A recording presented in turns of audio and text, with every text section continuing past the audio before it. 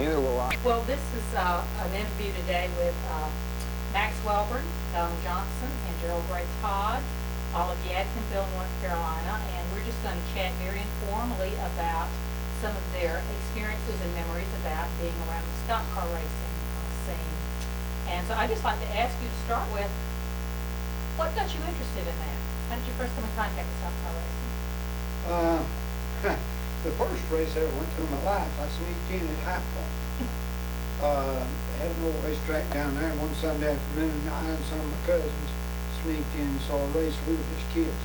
But basically, in the summer of '55, my father, J.D. Welbourn, my brother, J.D. Jr., and Bobby Wall and I went to a race at the Charlotte Fairgrounds. It was the old fairgrounds. It was a dirt track. And Gwen Staley was there with a '55 Chevrolet, sponsored by a Chevrolet dealer from Lenore, North Carolina, and ran real well. Real exciting race, beating, banging, and all that sort of stuff on a dirt track.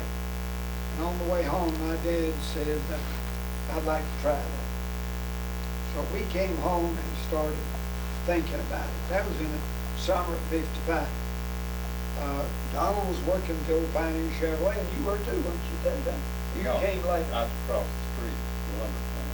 Okay, he was still with his own lumber business. But anyway, we started planning and ordered a two-door white car and a white pickup to tow it with. General Motors assisted us by giving us a 4-page booklet of parts that we need. Now that was the assistance we had from General Motors. And that's the way we got started. Got the whole thing together. Alvin Hawkins put me in contact with Rex White. Rex was running a modified up around Marlboro, Maryland. He was from Silver Springs, Maryland. Originally born and raised at Taylorsville, North Carolina. And he was doing a good job up there, and Alvin Hawkins was a friend of mine, and he put the two of us together. And Rex came down, and we talked for about an hour, shook hands. That was the contract, and started. Now that's basically the way we got started. Now, I recall him saying, Rex saying in his biography that he lived with you for a while. Yeah, he lived with my mother and father. With your mother and I father. lived in a little house right across the way there. Wife and I and 2 children at that time, had 3 eventually. But my mother lived in a big house up here, mother and daddy, and they had 5 or 6 bedrooms and a big old frame house. Rex didn't have any place to live, didn't have 2 quarters to rub together. Got down here in a trashy old car. And so he moved in with my mother and father. And a few weeks later, a guy named Bobby Johns, who ran on the circuit, he moved in and worked there. And his father, Papa Johns, you remember him, Gerald? They moved in up there also. I remember his sister very well. Yeah. Sounds like a boarding house to me. There's them in this. Okay. Right, remembers the sister. And eventually, there was a dozen or more drivers on the circuit. Itinerants came through and would spend a few days, and mother and her cooked for them and fed them. And I remember Eddie Skinner from Urington, Nevada, came by for a few days. Of course, Bobby Johns was there a long time. Hardly somebody, who was that, Don? Had an old Chevrolet. He pulled with an old Cadillac. And who else came? But there's several race car drivers called that home. Mother and Dad left the door open. Back then, you didn't lock anything. And they just come and go as they please.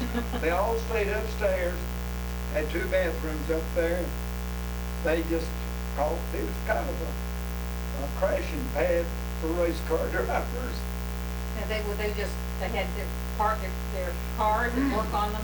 Well, in they their parked, yard? they parked in the yard, and we had a building up there that we used to service new cars and recondition used cars, and they'd just find an open stall and they'd pull in and work, and then they'd drag their old car to the next racetrack. Nobody hauled the car, everybody towed with a tow bar. And Donald and Rex towed to California. I remember him mentioning that you were in your teens? 17. What was that like? Was that the first time you had done that kind of a trip? Yes, it was. I had been far out of Yadkin County, and I was so in love with racing. I went to the moon, you know, if they'd have spaceships. But Rex was my mentor, and then just, it's hard to believe how much I thought of him. But we would fold our legs like this and put our head against who was driving. And our legs would be folded up against the passenger side window, and our head would scotch yourself against the driver. That's how we slept. Oh, my God. No back seat, of course, because No. on the race car. Pickup spot, big. No, there weren't any extended cab pickups. And we had a white Chevrolet pickup. I remember it was V8 automatic, just a plain old truck. It was? I thought, anyway, they drug that old race car all over the world, and on racing at that time. We got started late that year because they started on the west coast, I believe, and we didn't get our car in parts in time, and at that time there were 3 divisions. Grand National, which evolved into the Cup races. Convertible, sometimes we ran convertibles and Grand National together, and then short track. Short track was, generally speaking, tracks less than a half mile. There weren't any big super speedways in. Darlington was a fabulous layout. We ran at Daytona that year, ran down this highway, and then back up the beach on the sand. But we finished second in the nation in short track. Rex was a specialist there, good. And Jim Reed beat us. But Jim Reed had run the year before, and General Motors favored him early with parts and stuff. But, Now, did you go to some of the races as the car owner? yeah, 99% of them. I didn't go to California. We went to Elkhart Lake, Wisconsin. I didn't go there. Gerald Gray went to 99% of them, and Donald went to 99% of them, or probably all of them. But I missed Daytona. you did. I just went around close, went to Daytona and went up to Michigan. Rex was Gerald Gray was sort of an advisor. He'd keep a cool head when the rest of us would go crazy. We knew nothing, honey. We didn't know. We had a good mechanic. Like a bunch of gypsies. Yeah, Well, I was gonna say, who was working on the car? I know Rex worked on it, but yeah, did the Bobby you- Wall was the chief Okay. mechanic. And General Motors tried to hire him in the middle of the year. But he didn't go. He didn't want to get out of Yadkinville, I don't think. But Bobby was an excellent mechanic, and Rex knew racing. But we sort of had the car halfway ready before Rex ever saw it. He came down and met us at Daytona. I and Bobby Wall got in that truck and towed that race car to Daytona Beach, Florida. And we ran the first race there. Tell me about the Jackson Don't remember that. trip. The jack they took, they said bring a floor tail. Well, if we had jacks in the shop that jack up 3 or 4 ton trucks, could use them on cars, but it'd take 3 people to move that thing. Oh, it's this long and that wide and weighed a ton. And we pulled it down there with that jack. Rex said, good Lord, somebody go get it. See, all they need to. A little baby one. Yeah, I know. Yeah. And one thing I remember, they was ready to put the car through inspection. I guess you I'm not telling it right. Yeah. They called for the car, ready to bring the car for inspection. Well, they couldn't find the car. I And they got asking around, where's the race car? We got to get it through inspection. They said, well, the tow truck was parked over on the far side of the infield, and the other car was outside too far to walk, and they wanted to go to lunch. They drove the race car to get lunch. And they wasn't trying to, wouldn't need it for inspection. They was down to the hamburger joint having lunch. Now, they being, who was the? That was me and Rex and Bobby Walker. So it's people that should have known better. We just piled in the race car and went to lunch. Tell you another good one. We pulled that race car in down there to be inspected, and they told us to pull the camshaft out. We had a regular camshaft and a racing cam, and that's all we knew, you know. And never will forget the last three part numbers of the racing cam was 097, and that's what the thing was known as, an 097 cam. Well, they pulled the camshaft out, Bobby did. This guy from MIT had a machine there to check the loads, and he was checking the loads on that cam. And he said, well, you're a little bit off here, there, but it'll pass. And I said, well, if we're a little bit off, what should we do? He said, the best thing you guys can do is go home. And he said, there's some exotic camshafts here that pass inspection. And Smokey Unique was there. Smokey came over and he saw we were rednecks. He came over and gave us a little help and a little advice. I never will forget that guy. He was really nice. You know, here we were competitors, but he knew, I thought he knew everything there was to know about a race car. And he did, didn't he, Gerald? He was far ahead. He was. He was far ahead of his time. Let me give you an example. Those camshafts would lift the valves to where they would hit the pistons and blow the engine. Smokey took pistons and did what he called an eyebrow. He cut a groove in the top of the piston to where the valve would go down in that and wouldn't hit the piston. And he fixed a set of pistons for us. We didn't lose an engine that year. Other people did. The valves would float too high and hit the piston, knock a hole in the piston, blow the engine. And Smokey, he, in his infinite wisdom, eyebrowed those pistons. And he eyebrowed the set for us. And you know, we used that set of pistons practically all year long. That was, if we were on a tight budget, we didn't have money. To give you an example, I think we spent a total of about $40,000, plus the car and tow truck. We took in about 20.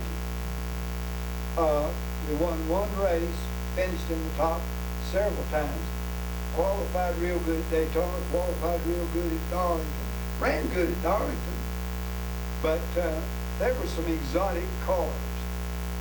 If you went to a racetrack and Carl Kiekever was there with the three Chryslers and you qualified fourth, we thought we'd won. You know what I mean? If we finished in the top 5, we thought that was fabulous because Kiekever outran everybody. And then Schwam Ford out of Charlotte had 2 Fords that Joe Weatherly and Curtis Turner ran. And they were pretty exotic. This was a chain of Ford dealerships. And they had plenty of money, and Ford Motor Company was giving them anything they wanted.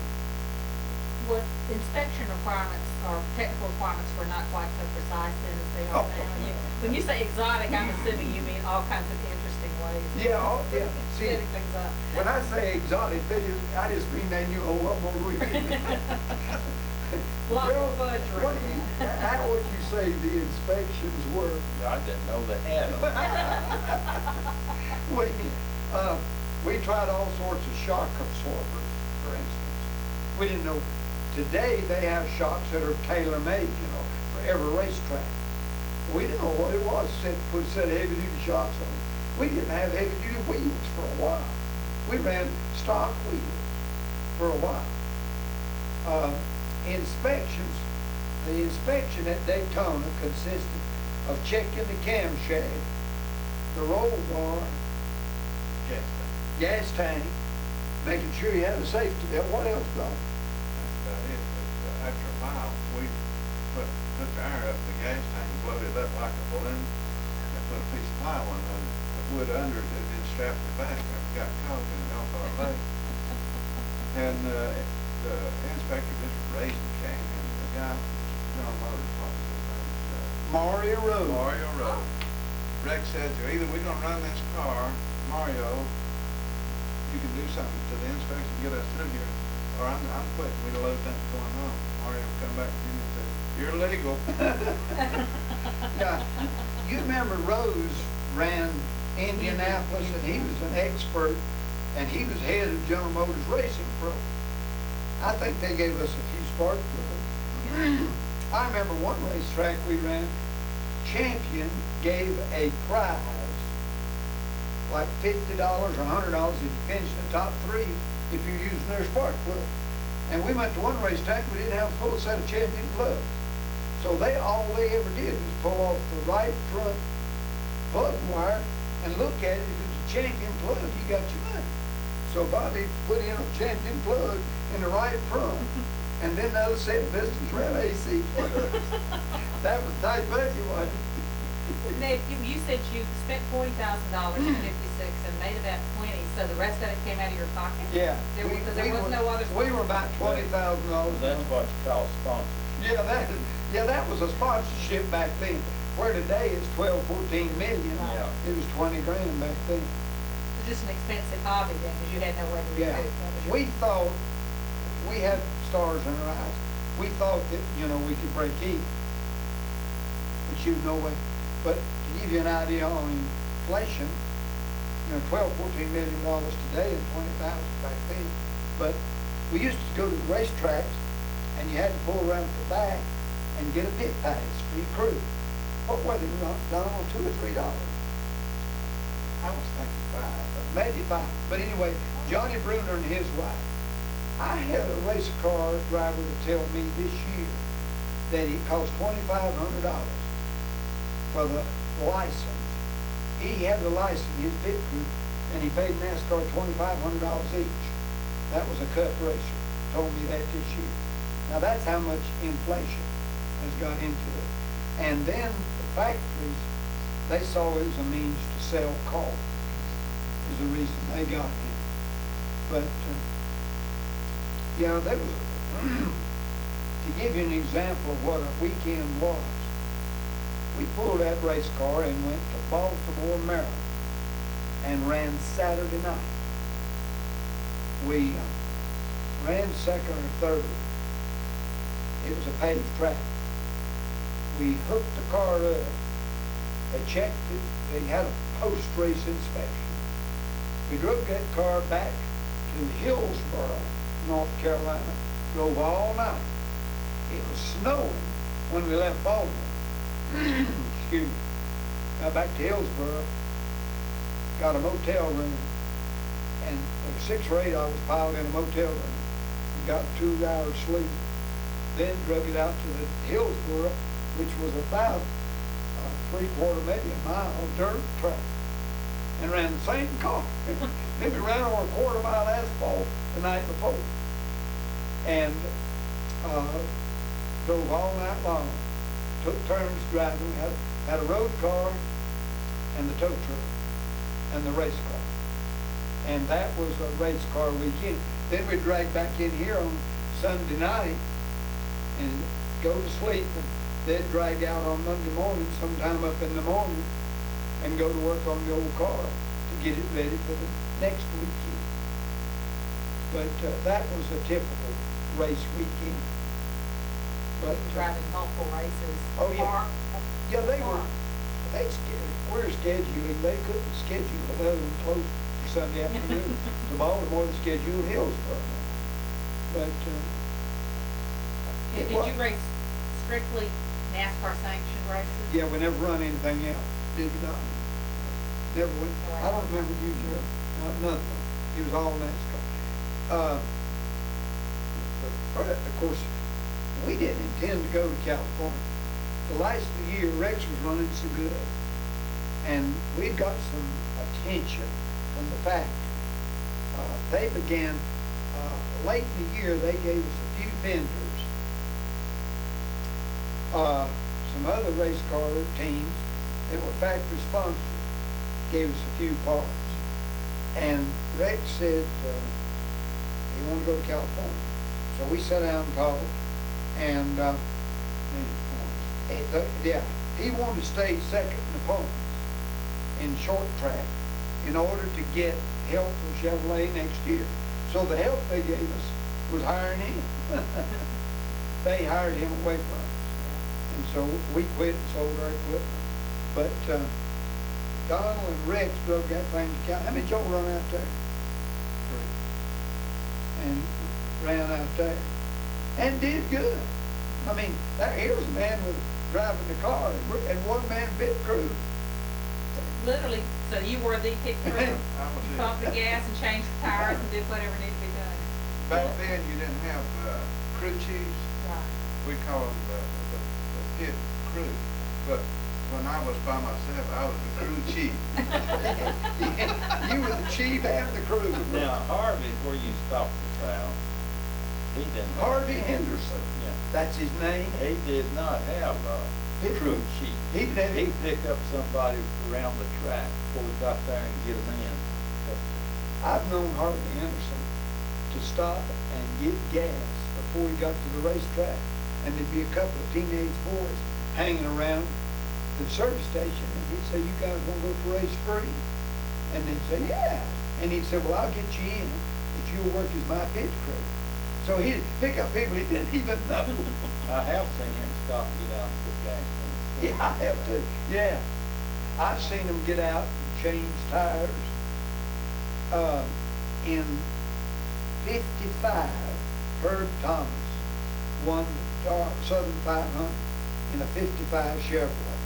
Came to Wilkesboro a couple of weeks later.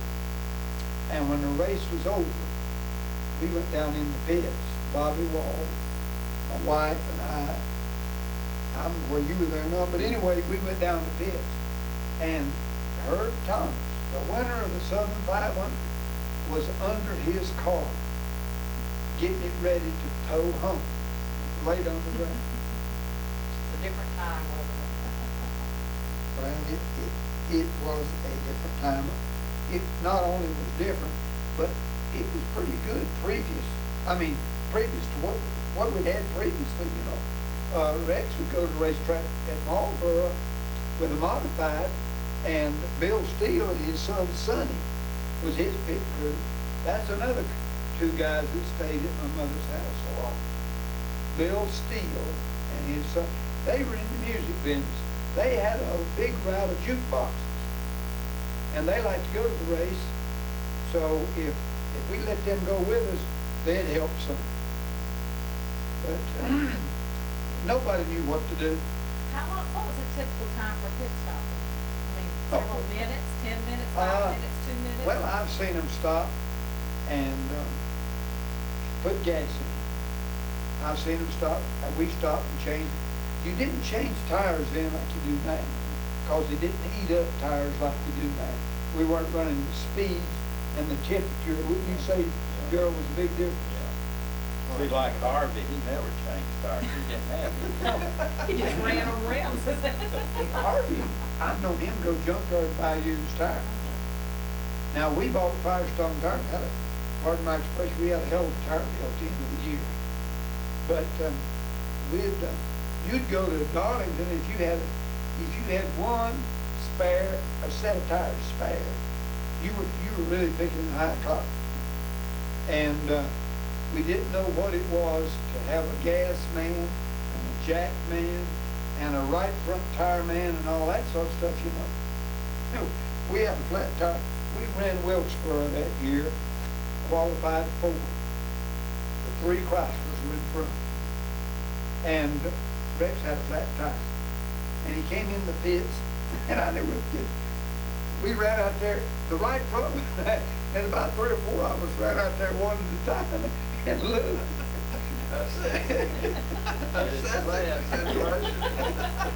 Finally, we decided to change the tire. So somebody grabbed the jack, somebody else grabbed the lug wrench. You didn't have air wrench. Had a 4-point hand lug wrench. Yeah, I know. We ran out there, about 3 or 4 of us, and assessed the damage. and it was the right front tire flat. So we had to change, that's the only tire we changed the Wilkesboro that day. Yeah, it was a dirt track, and they used liquid calcium chloride to wet the track down because of the dust. And the track was, it was almost muddy in places till you started running. Then before the race was over, it was dry and dusty. And big holes that eat out. You'd go through the first turn to Wilkesboro track, and there'd be a hole there you could bury that table in. Charlotte Fairground or something. Yeah, yeah. Greenville, Texas. Yeah. It didn't start out, it's just they wore and Yeah. collapsed from the Yeah, quick, from the tire, parts of the you, quick. you go to Wilkesboro, you'd go in and you'd just throw dirt higher than the car, sliding in the turns. They would slide through the turns then. You didn't worry too much about handling. You worried about keeping the right front off of the tire, cutting your tire down. But handling was not a science. If you went to the racetrack and handled good, it was by accident or what. Yeah, that's right. Did you have favorite tracks that you liked to either to run at or to watch at? One of my favorites was Raleigh. It was a beautiful, Yeah. beautiful track. I don't know that, tell me that, was it paved, was it? It was paved and modern, more modern than Darlington, but not as long, I don't believe. But it was banked good, and the seating was good, and And big infield crowd. restrooms, and restaurants was nice. What was your favorite? I watched a typical race. I'd never been to a race until they got that quiet next door. And I started going to them. But now, like up north Wilkesboro, up there one Sunday, probably breakfast running. And like you say, it starts off not dusting and the wind gets blowing and you're red. Yeah. Gets red. And I know, let's see, after qualifying, they stopped, you could go from the infield. Mhm. I thought, well, I'll get out of the dust, I'll go running, it's worse than hell. Last time I went to North Wilkesboro. Now Martinsville, it's still. Yeah. I liked Martins. Yeah.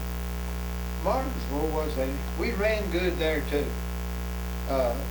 Martinsville was a nice track, nice facilities. You could see all the way around. I tell you another beautiful track was West Palm Beach, Florida. It was a high bank asphalt track with a lake in the middle. And before the race, Carl Keycaber brought some Mercury outboards and some boats and put on a show in the lake for the fans. And we ran awfully good there. The guy, I forget the guy's name that won that race that day, but he was illegal as all get out. He won the race. He was sponsored by Florida Jealousy Window Company. And after the race, they tore him down, disqualified him.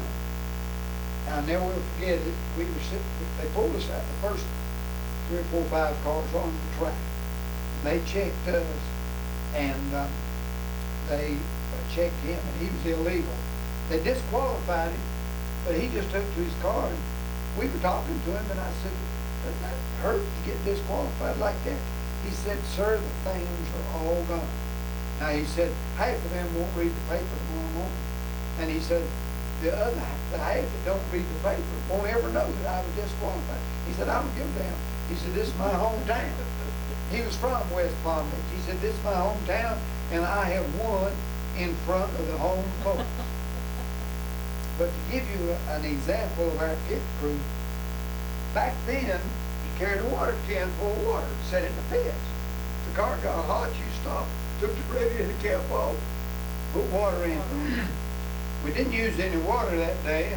Homer McCormick was with us, the dog. And I said, Homer, put the gasoline, and use 5-gallon cans. And they were sitting, and I said, put all the gasoline in the road car and the tow truck, and we'll be ready to go. Homer went over and by accident got the water can. He poured the water can full of water in the gas tank of the tow truck. Late in the afternoon, sun going down, had to pull the gas tank off the tow truck, empty it, start over. That was pitiful. But West Palm Beach was a pretty track. Of course, everybody loved Darlington. Everybody thought if you run good at Darlington, you're king of the hill. We did a good job at Darlington. Martinsville. Of course, we won Asheville. And, yeah. And I think if I had to choose one track, I would have chosen Martinsville. That day, when the race was over, Smokey Unit came down through the pits and said, Mac, can I ride to Winston-Salem? You know, I can't get a plane for tomorrow. I'm going to spend the night in Winston. So he got in my car, and we drove down to Martinsville. We got on the way down there, he had Paul Goldsmith driving for him that day. And I said, Smokey, where'd you run into Paul? Well, he said, I went to a motorcycle race at Daytona, and he said, Paul was running a motorcycle. And he said he would go just a little bit further in the turn than anybody else, and he'd come out a little bit harder than anybody else. And he said, I decided he'd make a good race car driver, so I hired him. Yeah. But Smokey, that was his evaluation of Paul Goldsmith. And Paul was a nice fellow, too. There were some nice people. There were some bums. Tell me about that. And then we'll get to that. Who did you not like? Well, Who done? that's my name is a bum, but he was a nice fellow. He was just a bum. I better not get into that. That's all right. A lot of them, according to how you classify bums, a lot of them slept in their car. Oh, Like he did. Yeah. He and his family slept in a hearse. Yeah, they had a hearse they used for a tow vehicle, and they all lived in it. Little children. Eddie Skinner from Yerington, Nevada, unless he stayed at my mother's, never had a motel room. Johnny Allen, I never knew him. No. And, He drove the plane. just tight finances, no money. yeah, well, do you know what he paid to win a Grand National race? $650 was top purse. Now, then you got $50 or $100 for Champion Club. You got $50 or $100 for running Firestone Tires. Pure later gave a little money. Early shop. Yeah. But you had to have a sticker on your car. Yeah. You remember? How many stickers did you put on? Whoa. Had to get the stickers on. Yeah. And if you had the stickers and you ran the equipment, you got a little bonus. But I guess those people we named were considered bums. But I'll tell you something else that's interesting. Nobody stole from anybody. You could leave your truck sitting in the pit. We were at Wilkesboro, and Richard and Maurice Petty, the little boys, running up down pit road. And Richard came running down through there and said, I need a fan belt. We broke a fan belt. Don't have a spare. Well, what were they running, Plymouth or Dodgers? Dodgers. Okay. I said, Richard, I got a fan belt. He said, well, give it to me, I'll make it work. So I gave him a fan belt.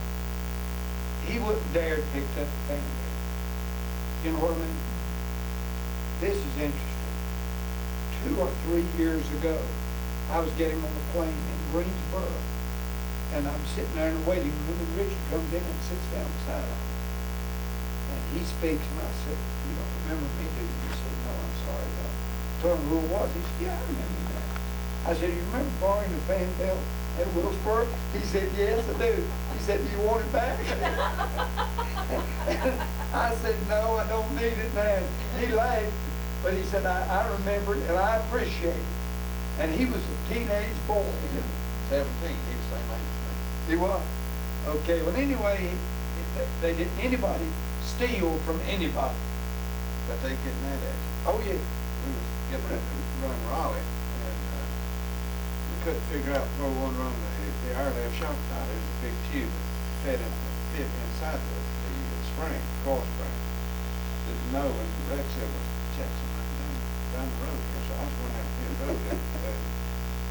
Lee had his car, Lee Petty had his car all tacked up. I said, man, that'd be out easy to see under that one. So I went back, got on my knees looking up, and here come Richard and Maurice, and they called me names. I guess the only two things they didn't call me was a white man and a Christian, and ran me out into the infield. But I knew them well enough, but I didn't let them catch me. Well, now, after the race is over, though, you were buddies again, and you'd help. I seen drivers stop on the road and help another driver with a flat tire and stuff like that. But when you got to the track, it was every man. It was hold your breath and every man for himself. Wasn't it, Gerald? Pretty rough. But on the other hand, we was running Stewart, Virginia, way back in the mountain. You know what? It looked like the Clampets had come out. And a dirt track on Saturday night, and most of the natives was hopped up on that rocket fuel, moonshine. So we was back into the close to the pits. You just had to hunt a place that wasn't trees and rocks. Yeah. And some of these drunks climbed up on our tow truck. Well, we had a nice tow truck and kept it washed and polished, even though we used it for a tow truck, kept it nice. And they was a couple of them standing up on the top. And I told them, how to get off the truck. And they just paid me no attention. I called them a few nice names. Well, they come down, and both of them had me, just want to carry me off and beat me half to death, I guess. But Richard jumped up in the back of the truck and pulled the toolbox, this drawer, and started handing out tools to the people that knew us and who's there. And so after we got to the tools and jack handles and everything you can think of, well, the drunks left us. But in a case of an emergency, they would come just like that in a heartbeat. Yeah, they come to one another day, but it was dog eat dog when the race is going on, and they gave no quarter. I never will forget it. Charlotte, Bobby John was running real good. Had a Chevrolet, went up the back straightaway, and he went to the left, Curtis Turner, and Turner put him in the fence. They had a board fence. Put him in that fence, and a 2x4 came through the windshield and stuck in his shoulder. Nearly killed him, and hurt him pretty bad. But they thought nothing whatsoever, putting one another in the fence. Do you remember Welbourn Gray Stadium? We went to Welbourn Gray Stadium, and we were going to run good there. Little quarter-mile track, and Lee Petty knocked us in the infield, and he got straightened out. Rex did. Got back on the track, caught Lee going up the straightaway, and Rex put him across the fence. One of those posts that they had, and Lee went up on that post and just cleaned underneath his car, just demolished it. But they would just beat and bang and run over one another. I mean, see, you weren't running fast enough to kill anybody. And the cars were more than aluminum foil. That's right. They were heavy. The cars were steel. But today, they'll blow a tire, and a tire will tear a quarter panel off. Yeah. Just take the front end off one with a tire. But, you know, they would beat and bang and push and shove, especially on short track. But they would come to your aid like they did up at Stewart, Virginia. Was there any sabotage going on? That people would do something to the car, put sugar in your gas or something? Pretty, I mean, I don't remember. everybody, I mean, they were competitors on track, but they weren't looking for. I never heard of any. I never heard of any. In fact, as I said, Smokey Unique offered us and gave us advice and a few tips. I forget who, some big outfit gave Rex some tips on shock mounts. And I remember that. and one or two other little things. But they would give each other advice and help. But I never heard of any sabotage or anybody trying to steal or do anything to anybody else. Equipment. After the race is over, if everybody stopped at the same restaurant, it was sort of like a homecoming, wasn't it? Yeah, it's another bunch of gypsies. Yeah. Yeah. Take over a place. Yeah. So you sort of travel together to the next race? Oh, yeah. Yeah, Caravan. yeah, it's kind of a caravan going down the road. That poor guy had a service station out here, and that crowd come in, nobody could come in by gas. They keep jacking their cars up. They block the man's driveway Yeah, and work on the car. Put, Same way at motel. yeah, yeah. If that crowd got to a motel, those of us that had money to get a room would go in and get a room. And then, I mean, the regular customers, that motel, they'd go by and see all those race cars. They wouldn't think about stopping. Goods up, cars jacked up, people laying in them and under them. And you'd strange. Spilling oil all over the place. Yeah, I remember one motel owner, he really raised hell. Somebody just drained the crack case and changed the oil in his yard. There was oil all over his pavement. And they were changing the oil in the race car, getting ready to run that after. That's the time I remember. It was everywhere. And they, Close the place. yeah, they'd close down a restaurant or a motel or a service station. I remember one Sunday at Concord, what was the name, Ralph LaGoya? Yeah. Uh, I forgot. They all come in this service station, of course I was with the bunch. I got out, I was sitting there, you know, cooling. He worked on this car, putting the shock on for about 2 or 3 hours, air shock. And then he got the air hose and he's talking and blew that damn thing up, blew it out. That's all it was. Worked on 2 or 3 hours. No, it was a bunch of clowns, so I tell you. Sounds like it was a sort of a rowdy bunch away from the track. Oh, yeah, they were rowdy, I'll tell you.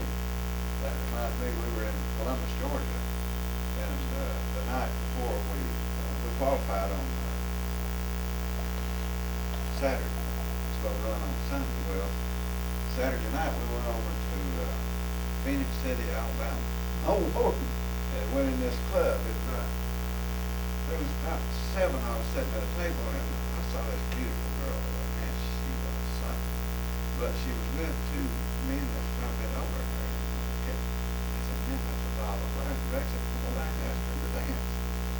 So I went over and asked her to dance. She danced with me. Well, I sat down a little while, went back, and we danced again. And Rex says, you like her? I said, man, yeah. She was all right. He said, well, tell her if she'll go with us tonight, tomorrow we'll make her queen of the racetrack. Let her ride around in a convertible. I went over and told her proposition. I said, we're going out tonight to party, and if you go with us, you know, we'll take care of you. And tomorrow you'll be the queen of the racetrack, and we'll let you ride the convertible. Well, I said, she said, man, that's good. That's exciting. I said, well, let me run to the restroom. I'll be right back. Well, when I went in the restroom, these 2 guys that was with her come in, and one thing led to the other, and one of them pulled out a gun, and it looked like one of those German guns right now, I think they call it 9mm. And about that time, Tiny Lund come in, he was sitting at our table. And Tiny saw the gun, he grabbed the gun and threw it at the commode and picked this guy up and just slammed him against the wall.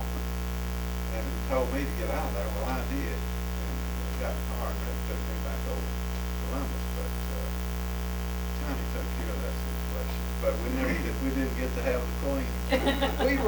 We were at a racetrack once, and a fan came down and was going to assault Rex, and a crowd gathered, and Tiny Lund picked Rex up. He was small. Tiny was a monster. Picked him up, set him on his shoulder, and carried him over and put him in the tow truck, and told the fan to go on mind his own business. And he did. I remember that. Tiny picked him up and carried him to the to the tow truck and took care of him. There was a lot of camaraderie in that group, although it was competitive, and they were a rowdy bunch. You take Whitey Norman from Winston-Salem, Bobby Myers, Shorty York from Knoxville, Tiny Lund, what was the little short Italian guy that ran a seatbelt car? He was sponsoring seatbelts. He was awfully rowdy. And they'd go in after a race, they'd start drinking beer and eating, and then by the time we got through eating it, they were feeling pretty good. And boy, you just didn't cross them. They would, like as Donald said, they would stick together pretty good. But that guy was from Chicago, Illinois, and we were running somewhere, and he turned his car over about 3 or 4 times down front straightaway, right in front of grandstand. And it was on its top. They went out there, stopped the race, and got him out. They didn't have, if you had an ambulance and a wreck at the track, you really were in style. You know what I mean? Some racetracks didn't even have an ambulance. But I never will forget, they drug this guy out. And he got up, shook himself, wasn't hurt, and his car owner was there. And his car owner said, "Are you hurt?" He said, "No." He said, "Well, you sure did tear the hell out of my car." And he said, "Yes, but I really gave your seat belts a demonstration." and everybody thought that was funny. He said, "I really gave your seat belts a demonstration." I can't remember his name. Little small Italian guy. See, the people here in the county, the Vegas, they built a track down at High Point. This was, I guess, the first one around before Darlington and all. Well, Bill France drove in the race. They had them. That's the one I seen into. That track down there. And this was Vegas Tire, his dad, and his brothers built the track. Of course, my dad furnished lumber for the grandstand and Jim's filming. Did he ever get paid? He's going to open the lumber plant for that. But anyway, they were way ahead of their time. And Bill France tried to get Buck to go in with him and start NASCAR. Yeah. And Bill France was driving an old 39 Ford, and they had 2 or 3 races, and they took all the money and ran. But if they'd stayed in it, they'd have done all of it. Play Earl, Bill France looked up and played. Did very well for the year. Still in Marksville. I'll tell you another good story. They were working on Charlotte Motor Speedway long after us. But anyway, my friend Alvin Hawkins was a partner in that, from Winston-Salem. His daughter now lives in Yadkinville. But anyway, they hit a big rock in the middle of the infield, and it was going to be fabulously expensive. Well, Alvin decided that thing was going to go broke. So he sold his share and got out of the Charlotte Motor Speedway. And that's the reason that Talking about his share. Well, Turner, he did go broke, Yeah. Bruton bought him out. that Bruton Smith finally bought Turner out. Curtis Turner bought Alvin Hawkins, I think. Yeah. Somebody bought Alvin. But Alvin had a gold mine if he could have just stayed with at the Charlotte Motor Speedway. But you talk about inflation. I remember when you used to get in for $5 or $10. The last race my wife and I went to at Charlotte cost me $175 each for us to go to the Charlotte Motor Speedway. That was in the tower where it's air conditioned. But still, I asked this question of somebody recently with some with regard to professional sports. They're supposed to know, I think I'm in there. I've noticed there are some empty seats now. Have we reached the point where the average Joe can't buy a ticket for Saturday night or Sunday afternoon and go to race? If he takes his family, he spent hundreds of dollars. You gotta be middle class or above to participate. Yeah. It's gonna be interesting because there are a lot of new fans and whether there will be longtime fans is the thing. Well, now this was, I tell you who it was, Schultz. I got invited to a luncheon at Richard's shop the last few weeks. Went down, had lunch, and he spoke. It was about 50, 60 hours. And he spoke, and then had a question and answer period. And I asked him, point blank, have we priced ourselves out of the market? Well, he said there's a lot of people still go. And he said, we sell out a lot of places. But he said, not only have ticket prices increased dramatically, he said, have you tried a motel at a racetrack on race weekend? He said, sometimes they'll quadruple the price. In fact, that happened to my wife and I in Darlington. Or they'll make you take it 3 days. That's what Richard said. 3-day stay at quadruple the price. And Richard Childress admitted that day that we're getting expensive. Take a man with a wife and 2 kids, and he works it. I don't care if he's got a good job. He can't afford it. That's right. He just can't afford it. But you know what race tickets were in '56, Joe?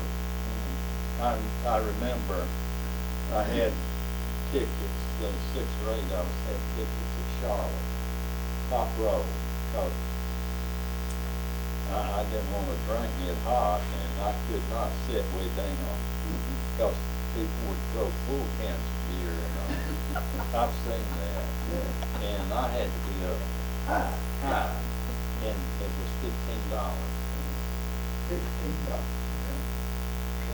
And of course, after Rex left you, I didn't go too long.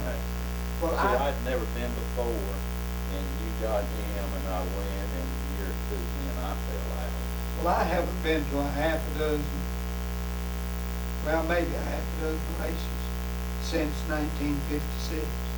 I've been to Charlotte a few times. I went to Darlington one time. I went to the 400 at Indianapolis, took 2 grandchildren, and that was a fabulously expensive weekend. And we stayed 100 miles from Indianapolis, and the motels were terrible. But I think we're going to approach the point to where the crowds are going to be less at the track, but the TV sponsorship will cost more because it's still a vastly popular sport. And I think also if they would cut back on the cars and make them more, we used to call them stock car racing. If there were more stock cars and less, what do they say that costs to build? $250,000 to build one car. Well, It's probably more than that, too. It costs no telling what to take them to the wind tunnels. Oh, no. Oh. Just the engineers to start the program. yeah, they hire engineers. They have better engineers on race car teams than General Motors and Ford have in their design shop. Some of these engineers make fabulously inflated sound. Let me give you an example. Years ago, I had a granddaughter that got sick. Stayed 31 days at Chapel Hill Children's Hospital. Next door was Ray Evernham's son, who had cancer. They called him Ray J. Cute little kid. He was there taking chemotherapy. And we got to know the family real well. Well, Miss Evernham would come in, dressed about like you are now, moderately dressed. Ray would come in pants about like I have on. Today they live in fabulous homes on Lake Norman and places like that, you know, and drive fabulous cars and fabulous expensive cameras and all of that sort of stuff. And Ray Abraham was with Jeff Gordon for a few years and then had money to buy his own race car team. So you know he was making fantastic salary from that Jeff Gordon team. But in our day, you struggled to buy, we had 6 or 8 gas cans, and you struggled to fill them up. The shops for cheap gas on the road, and the Unical would give some gasoline, but you know, you didn't have gasoline to get to the tracks and stuff like that. And it was really as Gerald Gray said, a gypsy type operation on a gypsy budget. And we didn't eat, we didn't eat at the expensive places. We ate bacon, lettuce, and tomato sandwich. Yeah. Yeah. But I think, basically speaking, you'd say we had one of the better, maybe middle class finance teams. There were a lot less than we were, and they were a lot more than we were. But just starting out, you guys had a good team for about 2 years. Yeah. You know, just starting out. yeah, Now, see, you were ahead of a bunch of guys that had been doing this years. yeah. And they never, you couldn't accumulate anything if you didn't have good sponsorship. They couldn't run. These guys would go like Eddie Skinner. They'd go from track to track, and they'd go to a local dealer and let him paint his name on the side of the car for $100, $200. Yeah, or a set of tires, stuff like that. But it was not a moneyed operation, I'll tell you that. But we looked at it when we got to the track. Yeah, we had uniforms. White uniforms with blue stripe down the legs like tuxedos, blue stripe up the shirt. Lettering was pretty, car number on the back, huge, built a whole back. And not many people had it. Always had super nice uniforms. We had work uniforms and we had show uniforms, but we really looked at it. I can remember over at the Chevy place, Mr. Childers, and one night this guy, we stayed over for a night, and he was in Mr. Childers' office, but he's talking, and when he left, he was there for a while. I said, Bob, who was that? And he said, Richard Childers. Yeah. And he was trying to get any kind of little sponsorship. Yeah. He's just starting out. Look at him now. Well, And Mr. Childers said he needs to give him a job. yeah. Now, Childress is the guy, Bud Childress he's talking about. He bought the Chevrolet place from my father. And then Richard Childress, no relation, is who he was talking about. But, yeah, I remember when Richard Childress couldn't hardly get from one track to the other. Yeah, he said just any, little amount would help. Yeah, just wanting something. And he said he needs to go give him a job. Yeah, well, he's got a job now. I tell you. Have you been in his, have you been in that operation? I have, several years ago. Well, the other day when I was invited to lunch down there, he took us on a tour of his museum. I haven't seen it. I'll bet they have 50. He'll just take a race car, wins the race, puts it in his museum, and thinks nothing of it, Here's a $250,000 car that we won a big race with, and we're just going to put it on display. Now, of course, they pull the engine transmission out of it, but there's the car. And it is really something. There is no way that I can sit here and convince you of our race car team would look destitute today compared to the operation that there is in the NASCAR today. And there's no way I can convince you of the difference. And we looked pretty good, and we did pretty good. And we enjoyed it. But I never did win it last year. We went up there, and we wrecked the car the weekend before. We'd hammered it out, Ray hoops, the body, and put some fenders on it, and painted it black. We didn't have time to compound it. It was black, rough paint, you know, and we didn't even get our name on it. We got our X put on, and we won the race at half. And we run that old car that way because we didn't have time to get, and at that time, you know, we thought a man to leather the car and pay him $50-$75.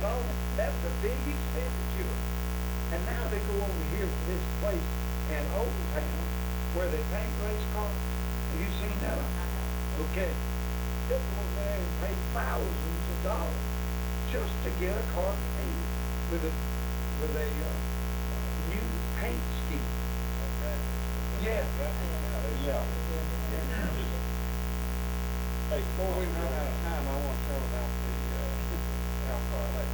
Well, we had a good time. Just a good time. This is good.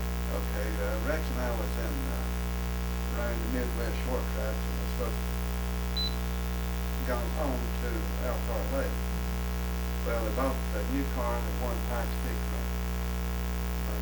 Yeah, it was a red and white car, and they won. Chevrolet went up Pikes Peak that run, you know, and this car won. And our car was getting old and dilapidated, so we bought that car. Beautiful car. First time we were going running with Alcott. Well, during practice, Rex had a bank running about 130 horse. Just totaled out that car. Well, he called back down here and told Max, said, bring the short track car up here. He's got to have the points. So Max and Homer McCormick and Jerry Lynch, I believe, brought the short track car to run on the road course. Well, can you imagine cars always making left-hand turn run on the road course? So, Hadn't changed the setup. Everything's the no, same. and it'd been hit in the left rear. At that time, the left rear, the gas filler tube come out when the tail light was. Well, it was all matched together. We had to take bars and prise it up and put a wire to hold the filler hose out that hole where the tail light was supposed to go. Well, during the race, with this old car, that wire broke and the filler hose is like this, you know. So we said, well, what are we going to do to have fuel? And I said, Homer was strong as a horse. I said, you do the filling up, and said, Don, you get down and push that filler hose back up to the tail light hole. So he come in, grabbed the filler hose, pushed it through the hole. Homer was pouring gas, and while he was pouring gas, he was watching the cars go by. Well, when it filled up, I fell on the ground. He poured a can of gas all over me, you know.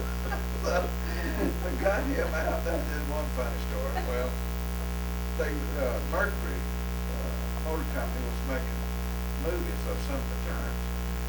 Well, the last turn before you got to the straightaway, Flagstaff, off down the hill, these Mercuries come around there just like that. Here come Rex on an old short track car, but it almost turned over. It was leaning the wrong way. And it set up for short track. Well, a few months later, I was going to have either Elvis Presley or the Righteous Brothers, somebody on Ed Sullivan show. Well, Mercury was sponsoring, one sponsor for the Ed Sullivan show. Ed said, well, we want to show you how our cars produce on the highway and how they handle on the highway. And we've got proof here from a race at Alcott Lake, Wisconsin. And they showed this Mercury come out like that. Here come out on number X that cocked up like I didn't see the exhaust pipe, the gas tank.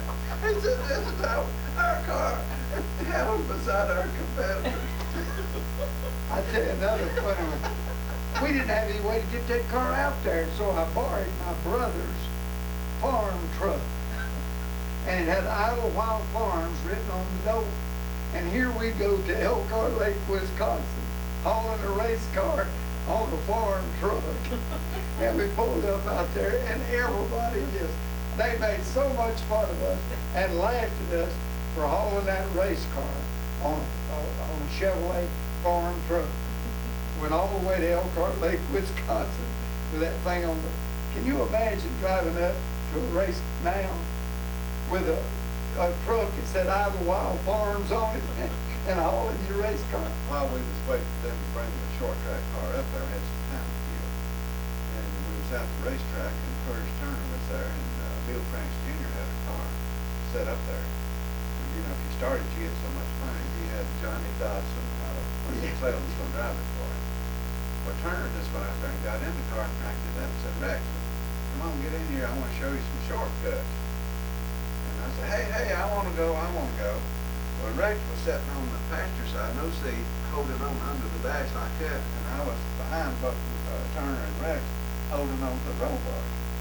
Well, Turner just, man, he would just go into these turns like something crazy. And he said, this is the shortcut. Well, he just hit the dirt and just throw gravels and dust and hay bales out. And he said, now that's the way I'm going to win. I'm going to take shortcuts. Well, about his third shortcut, the fire extinguisher knocked off and went off in that car, and that foam just blowing everywhere. Absolutely, like scared me to death. I thought I was absolutely going to have a heart attack. But that's another funny thing to have that fire extinguisher going on. And I ate my first charcoal cooked hamburger at Alcor Lake. Because around here we didn't know what charcoal was. And I could smell that stuff cooking, you know, and I went over and bought me one of those charcoal hamburger. I must eat 14 that day. The first one you didn't taste it, you inhaled it. But there are two or three things that the public needs to know about those race cars. They work pretty near stock. You know, you could bore them 40 thousandths oversized, the piston hole. You could run that camshaft, and they ran some exotic cams too. But basically, they were, I would say, they were 90% more stock than they are today. I looked at those race cars of Richard Childress the other day, and they don't even resemble a Chevrolet. I mean, you can't tell what they are. Well, we didn't even have that. No, yeah, you ran stock exhaust, and Run dual exhaust. Yeah. They didn't have headers. and now they have, 10 headers. oh yeah, multi-zillion dollar operation. In fact, engines have gotten so expensive that these major engine builders, they lease them to other race car teams. They're so expensive they can't buy an engine, and they lease them and pay so much a race to run that engine. And you know, like Jack Roush and Robert Gates and these people have these big engine operations, and they lease them out. And the stock part, the public needs to know that they are not even close to stock cars anymore. And for instance, we didn't know what a wind tunnel was. We didn't know what it was to be aerodynamically correct. You know, all we knew, we welded the doors shut and stuff like that, you know. And if you needed a heavy duty part you didn't have, you went to a machine shop and had somebody to halfway make you one of these country welding shops. Glenn Holcomb over here at Holcomb's Repair Shop made a few pieces for us. Johnny Reniger at Courtney made a few pieces for us, and we called them heavy duty. And our parts book consisted of 4 pages. A list of parts, heavy duty parts that you could buy from General Motors. And that was the extent of it. Tell you something else about tires too. Tell you, today's tires are tailor-made for each track. We had one kind of tire, one size tire, one of the same ply. And when we'd wear a tire down smooth, we'd recap it and run it on the tow truck. Correct me if I'm wrong, but wasn't those tires designed for truck? Yeah, they were actually designed for a 3/4 ton pickup. And then we Of course, you see, today you get out there and if you got much over 120, 30 miles an hour down the straightaway then, you were really flying. And today it's 200 miles an hour down the straightaways. In fact, some of them run up. Didn't they have somebody that ran a lap at over 200 miles an hour somewhere recently?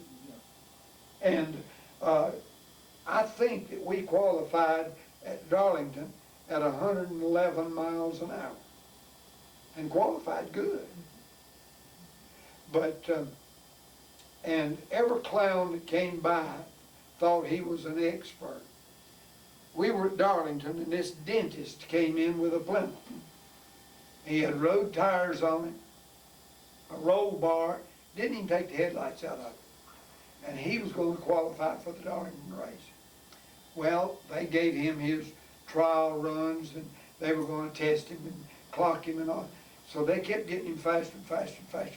He came off the fourth turn and they dived down to the left, gather momentum. I never will forget, he made that dive and he cut it too sharp and that thing spun and he went down the front straightaway and spun about 4 or 5 times around, and when the car stopped, that man could not get out of that car fast enough. And he walked away from it and never went back to it. But he was a dentist, going to be a race car driver. Well, we found out what it was like. Yeah. There's one thing I want to ask you that's not directly related to this, but a lot of the early drivers, of course, had moonshine, had bootlegging connections. Yeah. And I have been told that a number of the earlier tracks were built, at least partially, with bootlegging money because it was a good way to launder money legitimately. Is that the case? For instance, North Wilkesboro, some of the local tracks? I'm sure it was. North Wilkesboro, the Staley family was behind that. Enoch and Gwen Staley, of course, Gwen got killed. Now, Enoch was a fine gentleman and was a dear friend of mine before and after this. But it was built with moonshine money. Was he a making or just transporting? Facilitating transport? I would say that he was mainly financing. I don't think Didn't touch it. Glenn wouldn't put his hands on it, would he? Or Enoch, either one. But Glenn, I think he used to transport some. yeah, he did. But And Junior, He would not touch it. yeah, and He was Junior and financing. Fred Johnson, they did a lot. The Ashleys did a lot. The Calls up there did a lot. And they all, if you want to know the truth about it, Northwestern Bank, the predecessor to First Union in this area, when that was founded, the Duncans from Wilkesboro founded it. And they went out there in the country and moonshine money made that bank possible. That's interesting. And back then, they could issue bonds called bearer bonds. No name. No names on them. You remember that, Gerald? And the Duncans, if you had $50,000 of money that you'd made bootlegging and couldn't invest it because you get caught, you just go to Duncan, buy you a bearer bond, he'd put the money in the bank or that racetrack and issue you a bearer bond. Then when you wanted your money, you go present your bond and they gave you the cash back. There weren't any checks. But if you lost that bond, you'd lost it. Yes, sir. If you had lost it or somebody stole it, you were in trouble because it was just as cashable as $100 bill. No paper trail, no one. But yes, there were the moonshiners, the Johnsons, the Staleys, people like that were the early people in the racetrack business and in the racing business. They were basically moonshiners. Of course, at that time, you either raised apples or you moonshined in Wilkes County. And if you raised apples, you made apple brandy. So they had no other way. That was long before they had chicken houses up there. Now, there's lots of the drivers, like in North Wilkesboro early, they would have a drink or two before they started driving Oh, in the yeah. race. Oh, yeah. It was not uncommon at all for the jar to be passed around. That's how most of them got that ring on their nose where that fruit jar was. Yeah, it wasn't a ring from eyeglasses. But now they would be drinking, driving. Yeah, it was not uncommon for them to drink and drive in a race car, and they weren't strict at all on who drove or how old they were or anything like that. But they were folk heroes, and around this area then, they were the only people who had money. And Well- drove the fastest cars. I know, that always just, Yeah. you know, I just thought it wasn't nothing like those bootleggers, because I'd camp out at night, and you could hear them running up and down the road. But you know, back then, it was socially acceptable to make your money with moonshine. In fact, you couldn't go to Western North Carolina, a stranger, and ask Gerald Gray Todd, do you know Gwen Staley? I never heard of him. You know, that's what Gerald would say. I don't know him. Or do you know Junior Johnson? No, it was socially acceptable to make your money with moonshine. It's like the tale where the revenue told a little boy he'd give him $15 to show him his daddy's deal. He said, okay. He said, well, show me. He said, well, pay me. He said, I will when we get back. He said, you won't come back. But they stuck together and they protected one another. If you testified against a fellow moonshiner in court, you were ostracized from society and your life was in danger. But Long, you know, every time he'd come down, they'd whip him because he testified against Ross. Yeah, they And that went on for years and years. Oh, my. Well, that's the only way they could feed their family. Oh, yeah. That's right. It was either apples or moonshine.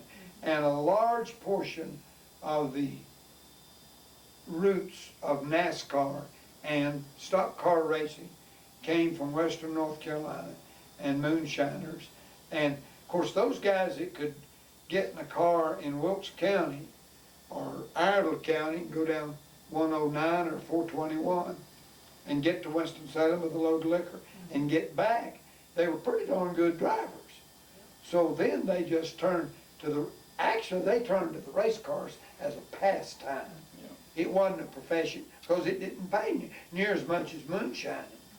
Do you recall any, like, more informal racing among some of the bootleggers before they actually went to the predecessors of NASCAR kinds of? Highway racing. I mean, I always heard that there were sort of like local tracks that people knew about that they were Well, racing their There cars. wasn't so much local tracks as it was on the highway. Highway. It was more on the highway then. When the first good highway was built from Yadkinville to Wilkesboro, it was a regular Friday or Saturday night event to go from Brooks's to Wilkes County to Seagray's store was the finish line.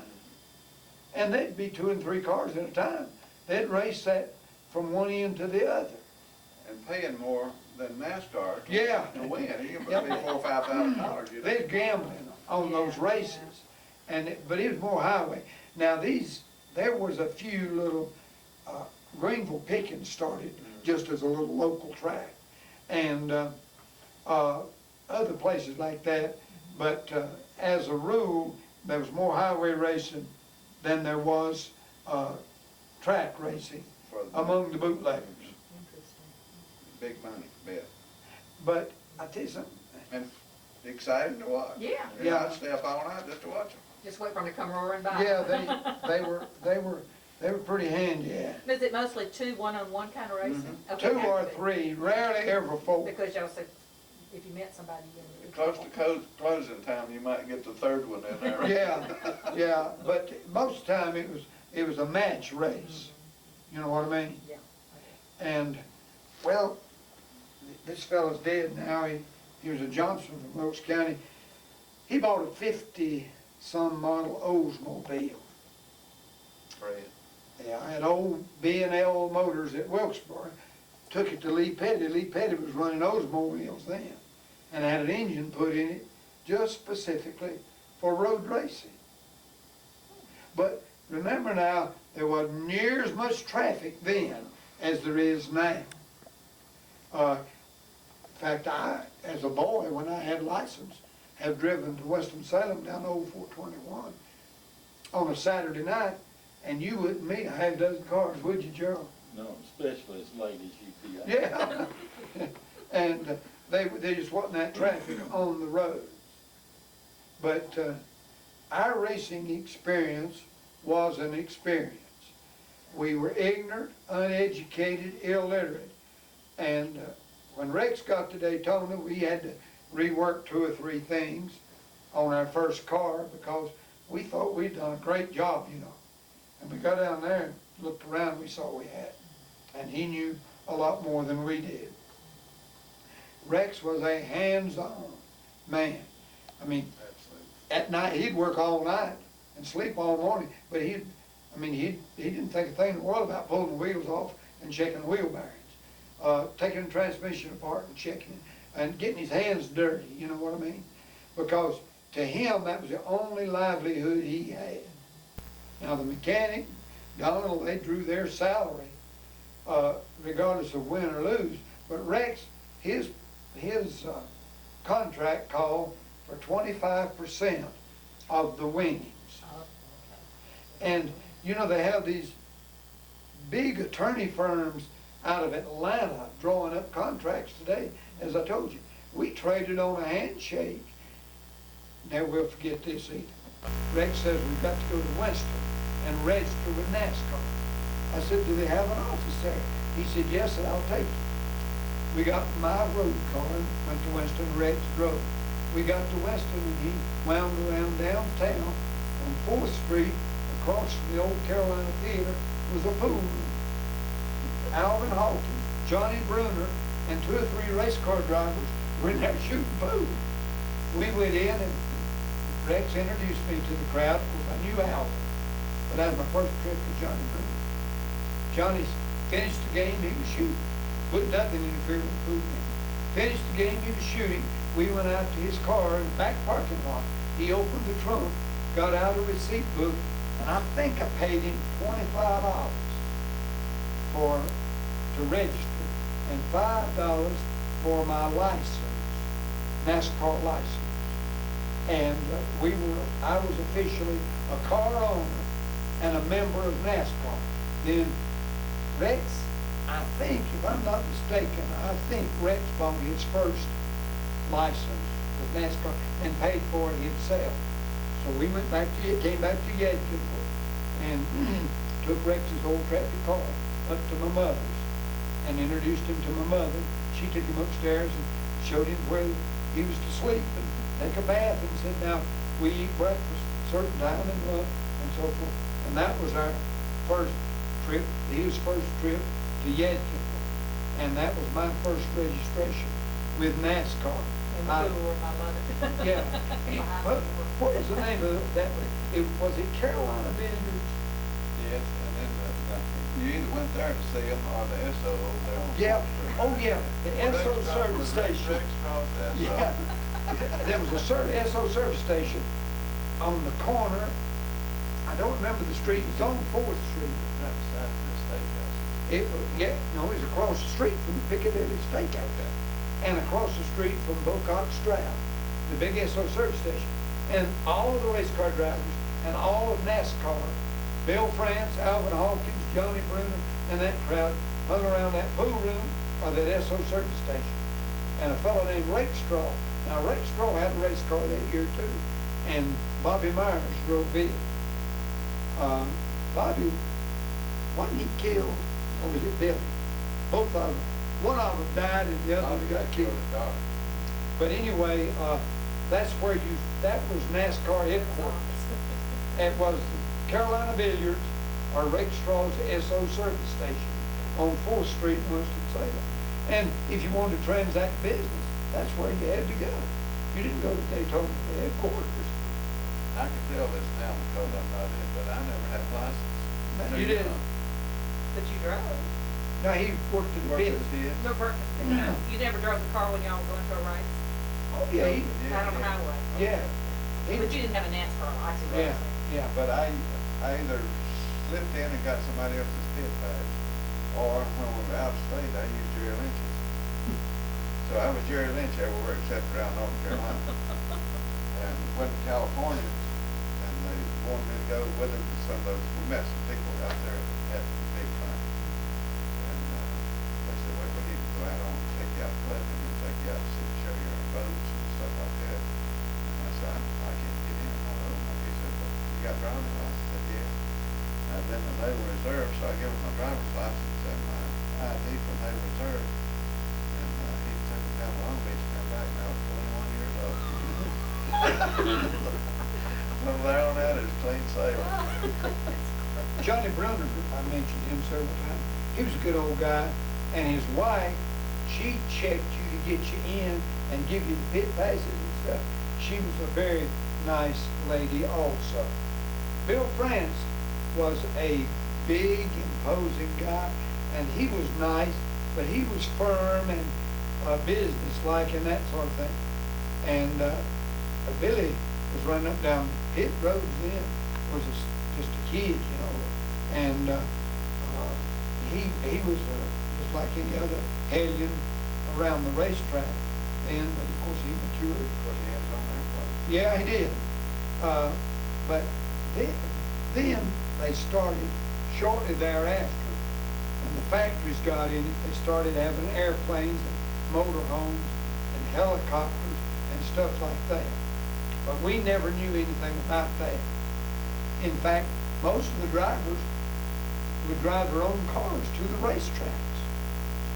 Nowadays, they fly into the airport, and the helicopter takes them to the track and things like that. Somebody else drives their motorhome. Yeah, and they have motorhome chauffeurs and that sort of thing. But, yeah, I never will forget that first trip to Winston, to the pool hall, to register with NASCAR. I'm gonna have to, they probably don't still exist. I'm gonna have to go look into these buildings. The building is gone, but I tell you, the Stevens Center is across the street. Oh, That used to be the Carolina Theater. In the station, back. The station was a block west or this side of the pool hall on the corner. Parking lot. Yeah, big parking lot around it. You could park there for a quarter. And You've run too bad this time, Karen, Clear time, keep going, keep going. well, I don't wanna hold y'all. you're not holding us. But, Anything else we could tell you that would help? Well, what I'm probably gonna wanna do, we're going to process this, and if you like, I'll be happy to give you copies of this. It'll take a while, because one of the last things we're setting up in the new library is some of the imaging stuff, because it's not, we don't have to have it when they open for fall semester, but it is going to happen, and John will be happy to make copies for you.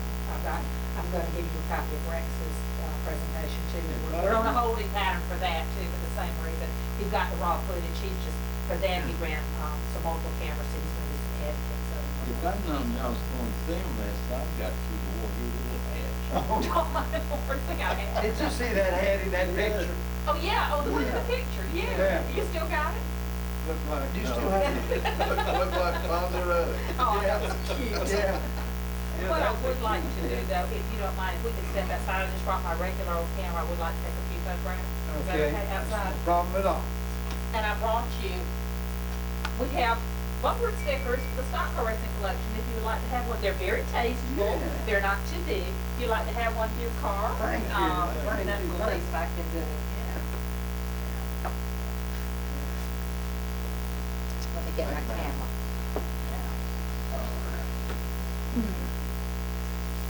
No, I would, maybe down the road, you might want to do this again if y'all need. I hope we're available. It's getting late live, isn't it, Gerald? You don't need to wait 10 years. You hear what Gerald said? He said, "You wait 10 years."